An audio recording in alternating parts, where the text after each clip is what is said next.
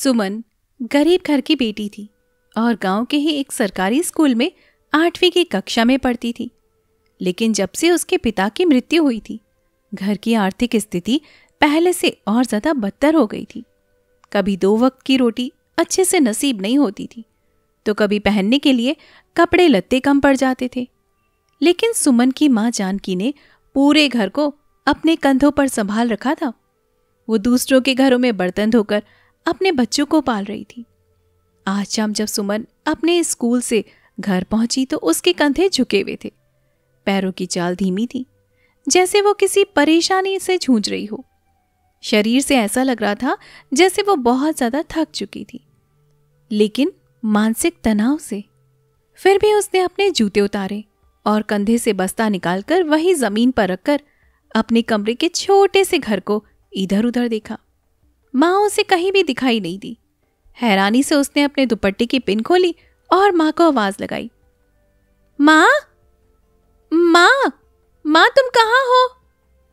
सभी बच्चों की यही आदत होती है, वो चाहे कहीं से भी आए, सबसे पहले घर में आकर अपनी माँ को ही आवाज लगाते हैं। और सुमन ने भी यही किया, लेकिन कुछ देर तक कोई जवाब नहीं आया। इस वक्त तो माँ घर पर ही रहती है। आज माँ कहाँ चली गई? माँ, कहाँ हो तुम? जवाब क्यों नहीं दे रही हो माँ? कहाँ हो? इतना बोलकर सुमन पनाड़ी में गई। अक्सर गांव में पनाड़ी बर्तन धोने वाली जगह को कहते हैं, जो रसोई से दूर होती है। वहां जाकर देखा तो अचानक पीछे से उसकी माँ चिल्लाई, तुझे कितनी बार बोला है सुमन बेटा, बस्ता खाट पे रखा कर। वैसे ही घर में जगह नहीं है, सारा सामान इधर उधर फैला हुआ है। अपनी माँ की आवाज सुनकर सुमन भागते हुए कमरे में आई। माँ, आप कहाँ गई थी? मैं कब से आपको ढूंढ रही थी।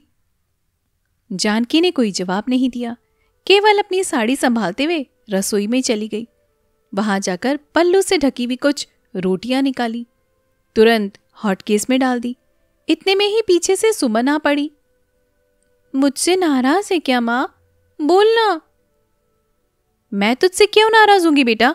जाकर कपड़े बदल कर हाथ पैर धो ले और जाकर रोटी खा ले। सुमन ने मुस्कुराते हुए हाँ में सिर हिलाया और वहां से चली गई। फिर हाथ पैर धोने के बाद रोटी खाने के लिए जैसे ही बैठी, माँ, वो मास्टर साहब गणित की किताब मंगवा रहे थे और साथ ही चित्रकला के लिए भी कुछ रंग मंगवा रहे थे। ये बोलते हुए सुमन झिझक रही थी, क्योंकि वो जानती थी कि उसकी माँ के पास इतने पैसे तो होंगे नहीं। और बोलते ही उसने अपनी नजरें झुका ली और चुपचाप रोटियां खाने लगी। बेकार में स्कूल जा रही है तू, क्या करेगी पढ़ लिख कर? मेरे संग चलकर काम में थोड़ी सी मेरी मदद कर दिया कर। यह सुनकर सुमन ने कोई जवाब नहीं दिया, क्योंकि वो जानती थी कि उसकी माँ खुद अनपढ़ है, उसे पढ़ाई का महत्व नहीं पता। उसके लिए बस कमाना खाना ही पहली जरूरत थी। और ये सोचते हुए सुमन ने रोटियां खा ली, फिर अपना बस्ता खोला और पढ़ाई करने लगी। वो जानती थी कि उसकी माँ के पास पैसे नहीं है, अगर होते तो उसे जरूर से दे देती। फिर इसी तरह से रात ढल गई और सुबह होते ही सुमन तैयार होकर अपने स्कूल के लिए निकल गई। सुमन का सरकारी स्कूल उसके घर से करीब 8 किलोमीटर की दूरी पर था। वो रोजाना पैदल चलकर जाया करती और आया करती। स्कूल की हालत तो पहले से ही खराब थी, लेकिन कुछ अध्यापक थे जो बच्चों को बहुत अच्छे से पढ़ाते थे। हाँ, एक बात थी, सरकारी स्कूल होने की वजह से बच्चों के कोई भी फालतू खर्च नहीं होते थे। लेकिन एक दिक्कत थी, वहां किसी भी बच्चे को इंग्लिश बोलनी या पढ़नी नहीं आती थी। हिंदी मीडियम होने के नाते इंग्लिश को इतनी तवज्जो नहीं दी जाती थी। न ही विद्यालय के बच्चों को यह सिखाया जाता था कि लोगों से कैसे बात करनी है, सही गलत क्या है। केवल और केवल किताबी ज्ञान, यानी कि जो किताब में लिखा गया है, बच्चे सिर्फ इसी ज्ञान को समझते थे। और यही हाल ज्यादातर सरकारी स्कूलों की होती है, जो गांव खेड़े में होते हैं। फिर इन्हीं सब के बीच बच्चा अपनी बात नहीं कह पाता। वो लोगों से डर जाता है, सहम जाता है, उसे कोई कुछ बोल नहीं पाता, और भी कई सारी परेशानियां उसे समाज में झेलनी पड़ती है। इन्हीं सब के बीच सुमन ने अपने स्कूल में कदम रखा। तो उसकी नज़र सबसे पहले गणित के अध्यापक की ओर गई, क्योंकि वो जानती थी कि उसे आज मार पड़ने वाली है। फिर उसकी नज़र पड़ी गणित के अध्यापक गोरखनाथ पर, जो सख्त लहजे और कटु शब्दों के थे। उन्हें देखकर सुमन का दिल जोर जोर से धड़कने लगा। वो अपनी एक उंगली से दूसरी उंगली की खाल को नोचने लगी। पसीने से उसका चेहरा भीग गया था। फिर कुछ देर बाद गणित का पीरियड लगा। अध्यापक गोरखनाथ कक्षा में आए। सबसे पहले उन्होंने सुमन को उठाया। सुमन, तुमने किताब खरीद ली? सिर झुकाए सुमन अपनी बेंच पर खड़ी हो गई और ना में जवाब देते हुए बोली, मास्टर जी, मैं किताब नहीं खरीद पाई। इतना सुनते ही गोरखनाथ ने एक छड़ी उठाई और सुमन को हाथ आगे करने के लिए कहा। सुमन ने डर के मारे अपनी आंखें बंद कर ली और अपने हाथ आगे किए। फिर डंडा उसके हाथों में पड़ा और आंखों से आंसू बहने लगे। जब तक किताब नहीं खरीद लेती मेरी कक्षा में कदम मत रखना, समझी तुम? 50 रुपए की किताब आती है, वो भी नहीं खरीदी जाती तुम लोगों से। इतना कहकर गोरखनाथ ने सुमन को कक्षा से बाहर निकाल दिया और सभी बच्चे उसे देखकर हंसने लगे। लेकिन ये कोई पहली बार नहीं था। जब से वो 8वीं की कक्षा में गई थी, तभी से ज्यादातर कक्षा से वो बाहर रहती थी। कभी किताब न होने की वजह से तो कभी कॉपी भर जाने की वजह से। लेकिन ये सब कुछ हर रोज उस विद्यालय का चपरासी देख रहा था। और आज वो धीरे से चलकर सुमन के पास आया। फिर अपनी टोपी को सुधारते हुए बोला, ये अध्यापक तुझे रोज रोज बाहर क्यों निकाल देता है? चपरासी को देखकर सुमन ने अपनी डरी हुई नजर उठाई। वो मेरे पास गणित की किताब नहीं है तो। चपरासी ने इधर उधर देखा। दूर दूर तक उसे कोई भी दिखाई नहीं दिया, क्योंकि सभी बच्चे अपनी अपनी कक्षा और सारे टीचर अपनी अपनी कक्षाओं में पढ़ाने के लिए गए हुए थे। सुन, तू मेरा एक काम करेगी तो जो कहेगी मैं तुझे वो दिलवा दूंगा। सुमन ने डरते हुए उसकी तरफ देखा। क्या क्या क्या क्या काम? चपरासी उसके पास आया और सुमन के कंधे पर बहुत गंदी तरह से हाथ फेरकर कानों में बोला, स्कूल की छुट्टी के बाद तुझे मुझसे मिलना होगा। फिर तू जो कहेगी दिलाने को मैं तैयार हूं, पर ये बात किसी को पता ना चले, समझी तू? चपरासी के इरादे और उसकी बात को सुनकर सुमन डर गई। उसने झटके से चपरासी का हाथ हटाया और क्लासरूम की दीवार से चिपककर अपनी आंखों को बंद करके बोली, नहीं नहीं नहीं, मुझे नहीं चाहिए, चले जाओ यहां से, मुझे कुछ नहीं चाहिए। लेकिन वो गंदा बुरी नजर वाला चपरासी वहीं नहीं रुका। वो बहुत ही गंदी तरीके से मुस्कुराया और धीरे से कहने लगा, एक बार और सोच ले, पर हां, अगर ये बात तूने किसी और को बोली तो मैं जानता हूं तू नाले सोपारे वाले रास्ते से जाती है। याद रखना मेरी बात। लेकिन तुझे गणित की किताब चाहिए तो अच्छे से सोच ले और फिर मेरे पास आना। इतना कहकर चपरासी ने अपनी टोपी ठीक कर ली और वहां से चला गया। और सुमन दीवार से अपनी पीठ सटाकर जमीन में बैठ गई और सिसकते हुए रोने लगी। तभी अचानक स्कूल की घंटी बजने की आवाज आई, यानी कि पीरियड बदल चुका था। सुमन ने अपने आंसू साफ किए और कक्षा में चली गई। कुछ देर के बाद चित्रकला का टीचर आए। एक एक करके सभी अपना काम चेक करवाओ। सारे बच्चों ने बहुत अच्छे अच्छे सुंदर चित्र बनाए थे। फिर आखिरी में बारी आई सुमन की। वो अपनी ड्राइंग की कॉपी लेकर सर के पास गई, लेकिन जैसे ही उन्होंने कॉपी खोली, सुमन के द्वारा बनाई गई चित्र पर कोई भी रंग नहीं था। सुमन, तू अभी भी इसी में अटकी हुई है? कितनी बार बोलना पड़ेगा कि अपने चित्र में रंग करके लाया करो? 1 महीने से बोल रहा हूं तुम्हें। सुमन सामने खड़ी नजर झुकाए अपने नाखूनों की उंगलियों को नोचने लगी। वो कुछ नहीं बोल रही थी। उसके पास कोई जवाब भी नहीं था। वो ये भी कहना नहीं चाहती थी कि उसके पास पैसे नहीं हैं। मैं तुमसे बात कर रहा हूं सुमन, कुछ तो जवाब दो। चित्रकला के अध्यापक ने सख्त लहजे में कहा। जी सर, मैं कल करके ले आऊंगी, आज का टाइम दे दीजिए बस।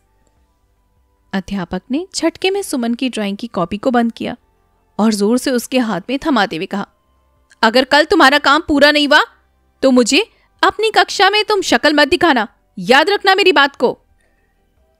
सुमन ने हाँ में सिर हिलाया और अपनी कॉपी लेकर बेंच के पास जाकर बैठ गई। और फिर शाम के 4 बजे स्कूल की छुट्टी हो गई। सुमन धीरे धीरे बाहर आई, थकी हुई, लेकिन उसे अकेले चलने की आदत थी। वो धीरे धीरे चल रही थी। सारे बच्चे जा चुके थे। वो बस सोच में ही डूबी हुई थी।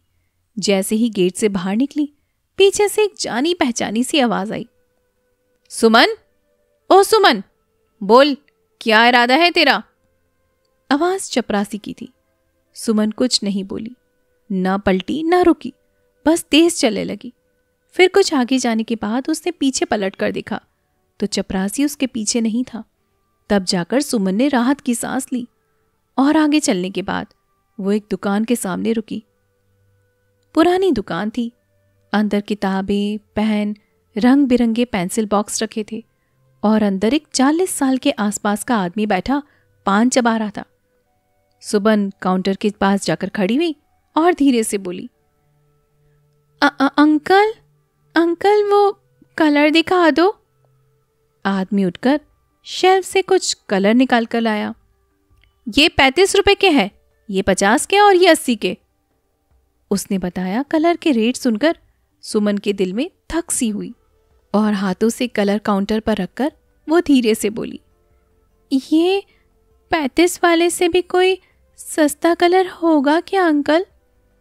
दुकानदार ने कुछ पल उसे देखा, पास रखे कूड़ेदान में पान को थूका और फिर मुस्कुराया और अजीब तरीके से धीरे धीरे काउंटर की तरफ आया। बिटिया, सब तेरे लिए है, तू तो फूल जैसी है, अंदर चल, सब दिखा दूंगा तुझे। उसने काउंटर के ऊपर से हाथ बढ़ाकर सुमन के हाथ पर रख दिया। सुमन का चेहरा डर से सिकुड़ गया। नहीं नहीं नहीं नहीं, रहने दीजिए, मैं बस पूछने आई थी, मुझे नहीं चाहिए। उसने जल्दी से हाथ हटाया और दुकान से बाहर निकल गई। इसके बाद सुमन की सांसें तेज होने लगी और वो बिना पीछे मुड़े बस आगे की तरफ चलती रही। उस दिन 2 जगह उसके साथ ऐसा हुआ था। पहले स्कूल का चपरासी और फिर दुकानदार वाला आदमी। उसका मन डूबने लगा था, कुछ समझ नहीं आ रहा था। उसे अंदर ही अंदर कुछ अजीब सा हो रहा था। वो लोगों से डरने लगी थी। जो कोई भी अगर उसके रास्ते में आता तो सुमन का दिल पहले से ही घबराने लगता था। किसी से कोई भी बात नहीं करती थी वो, बस उसके मन में ये डर घर कर चुका था कि वो हर किसी की बुरी नज़र में है। और इसी डर में वो करीब 8 किलोमीटर तक पैदल चलकर घर पहुंची। फिर चुपचाप बिस्तर पर बैठ गई। वो कुछ सोच नहीं पा रही थी, बस अपने पैरों के नाखूनों को नोच नोच कर घूरे जा रही थी। वहीं उसकी माँ जानकी खड़ी थी, लेकिन उसे कोई फर्क नहीं पड़ रहा था। उसे देखकर मानो ऐसा लग रहा था जैसे अपनी बच्ची से उसे कोई मतलब ही नहीं है, या फिर वो सुमन के ऊपर ध्यान ही नहीं देना चाहती थी कि वो कितनी बड़ी परेशानी से गुजर रही है। लेकिन फिर कुछ देर बाद जानकी बोली, जमींदार के घर में टिफिन बनाकर देना था। अगर तू ये काम कर ले तो कुछ पैसे ज्यादा आ जाएंगे। सुमन कुछ नहीं बोली, नहीं लड़ पाई, ना ही समझा पाई। वो बस रात तक चुप बैठी रही और रात भर बस दिन में वे हादसों के बारे में सोचती रही। वो पूरी तरह से अकेली घबराई हुई सी थी। अगले दिन घड़ी की सुई घूमती रही। स्कूल जाने का टाइम हो गया था, लेकिन सुमन बिस्तर से नहीं उठी। ड्रेस कुर्सी पर ही टंगी थी, बैग कोने में था। उसका मन भारी हो गया था।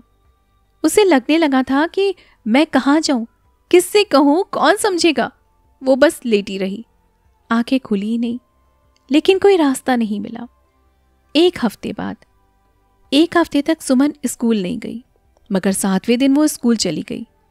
कदम भारी, चेहरा उतरा हुआ, आंखों के नीचे काले घेरे आ चुके थे और वो ड्राइंग क्लास में सबसे पीछे बैठी थी। सुमन, तबीयत तो ठीक है? काफी दिनों बाद स्कूल आ रही हो, कोई बात तो नहीं है? ला तेरी कॉपी, ला इधर ला, टीचर ने कहा। सुमन धीरे से उठी, कांपते हाथों से कॉपी थमाई। अध्यापक ने कॉपी खोलकर देखी, जिसमें कोई रंग नहीं था, बस एक चित्र बना था। कोने में बैठी एक लड़की, सिर नीचे, हाथों में चेहरा छुपाए हुए। लेकिन कॉपी के उसी पन्ने पर असली आंसुओं के धब्बे थे। एक नहीं, दो नहीं, ढेर सारे, जो सूख चुके थे। आंसुओं को देख टीचर खड़ा हो गया। उसने सुमन की तरफ देखा और बिना कुछ बोले उसका हाथ पकड़कर क्लास से बाहर ले गया। और कुछ देर बाद सुमन स्कूल के चपरासी के पास गई। वहां जाकर चुपचाप खड़ी हो गई। वो चौंका लेकिन खुश होकर बोला, आह, आ गई, सही किया तूने। उसने इतना कहा और सुमन के कंधे पर हाथ रख दिया और उसके गले को सहलाने लगा। तभी पीछे से आवाज आई, हाँ, बहुत सही किया। ये आवाज ड्राइंग के अध्यापक की थी और गुस्से में चपरासी के पास आया। आते ही एक जोरदार थप्पड़ चपरासी के मुंह पर मारा। तेरी जैसी सोच ने हमारे समाज को बिगाड़ रखा है।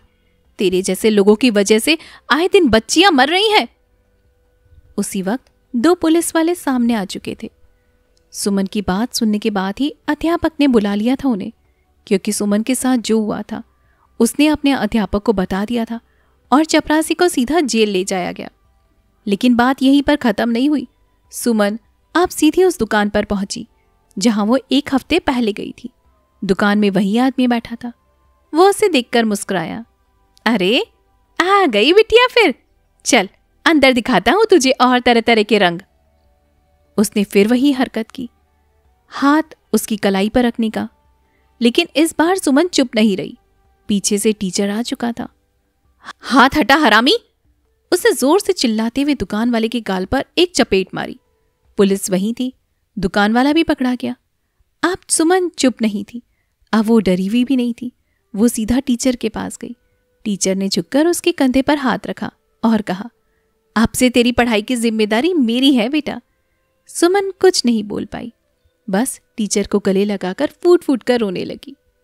वो रो रही थी जैसे हफ्तों का डर एक पल में बाहर आ गया हो। पर अगर हमारे समाज में सुमन की ड्राइंग के अध्यापक जैसे सभी अध्यापक बन जाएं, तो समाज के बीच से ऐसी गंदगी हमेशा हमेशा के लिए साफ हो सकती है।